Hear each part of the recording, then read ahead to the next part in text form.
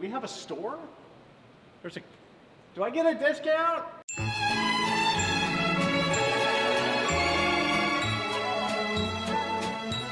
Hey, it's Jon Smith from 103.5 The Arrow, and this is Cool Stuff in Utah. Today, we're going to talk about one of the largest international airports in the western United States. It's a hub for Delta, it's an active military base, and it's currently undergoing a complete demolition/reconstruction. This is the Salt Lake International Airport.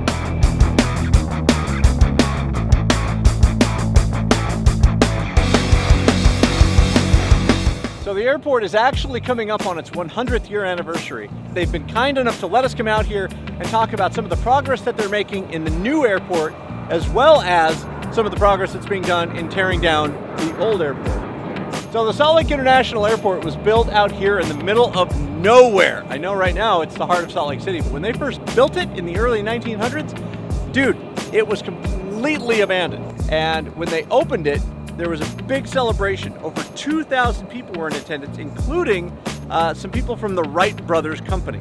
I don't think Orville and Wilbur were actually here, but members of their actual company were here on site for the grand opening of the Salt Lake International Airport. Major activity started here in the 1930s, and during World War II, they added an actual runway and a hangar here to accommodate most of the Army Air Corps aircraft that were flying out of here. We're about to walk into what remains of Terminal 1, which is currently under demolition, which means I need to wear my personal protective equipment. So this is what used to be the screening area for Terminal 1. It's completely closed off now. The new airport is open. Kind of weird to be walking through here with my shoes on. You go through here and you see how much of this was just kind of left. Like they opened the new airport and then they're like, okay, we're done, we're good. So I'm standing on the famous world map, like this Tezzerine tile floor that has been in Terminal 1 since 1969. Nancy Vollmer, our lovely tour guide, who was just so kind enough to let us come in here, she was just telling me this great story about some kids who came in here and put a blanket down over Paris and sat down and had lunch in Paris. How much history is right here on the floor of the Salt Lake Airport. We're now climbing up to the old tower. They haven't told me how many flights we're climbing. They're deliberately not telling me. You get in here to some of the lesser used areas, and you can tell they haven't been updated since the 1960s. So we're standing outside on what used to be the control tower, built in the 1960s, overlooking looks like the Southwest and United. You've got the Delta hangar right over here. Looks like we've got a C-17 who's just coming in.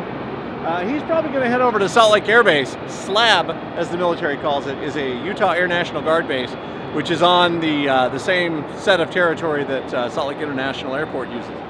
Come in, Kilo 1. Your landing gear is down. This is the original tower that I'm sitting in right now. It's about to be torn down, and they were kind enough to let us come up here and film. The FAA tower was built on site in the 1990s, and this was then used for snow removal control. So when, obviously in Salt Lake City we get a lot of snow. Planes can't stop flying because of a snow day. Like you see movies like Airplane and Airport 77, and any movie that involves an air control tower, and you imagine it being so big.